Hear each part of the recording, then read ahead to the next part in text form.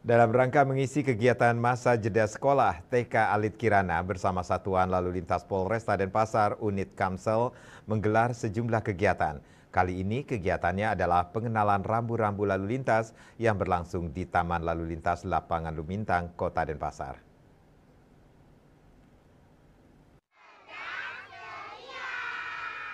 Kepala TK Alit Kirana Putu Hermawati mengatakan kegiatan yang dilaksanakan ini adalah kegiatan jeda semester.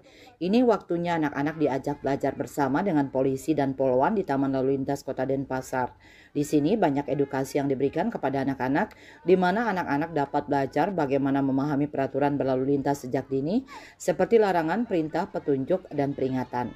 Dengan dilaksanakan kegiatan ini, anak sejak dini sudah memiliki disiplin dalam berlalu lintas dan berharap ke depannya kegiatan seperti ini bisa dilaksanakan kembali. Ya, kegiatan kita pada hari ini yaitu jeda semester 1, di mana anak-anak Alit Kirana kita ajak belajar bersama dengan Bapak Polisi, dengan Ibu Polwan, belajar di Taman Lalu Lintas. Di sini banyak sekali edukasi yang diberikan kepada anak-anak.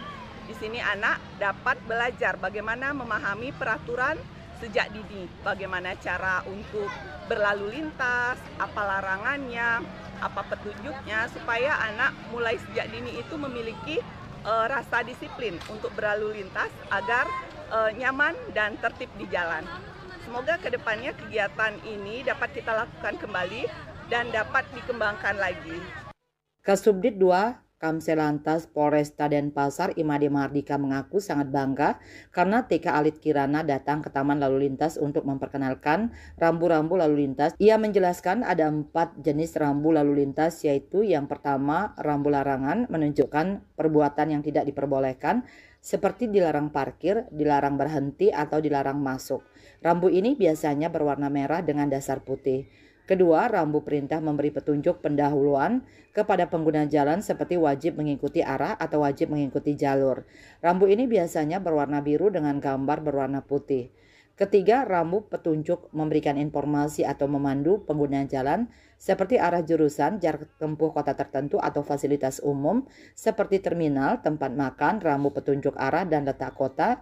Dan yang keempat, rambu peringatan. Berisi peringatan bagi pengguna jalan tentang bahaya di depan seperti tikungan tajam, tanjakan terjal, atau jalan tidak rata. Rambu ini biasanya berwarna kuning dengan simbol dan tulisan berwarna hitam. Selamat pagi, kami dari Satuan Lalu Lintas Polresta Denpasar dan unit Kamsel.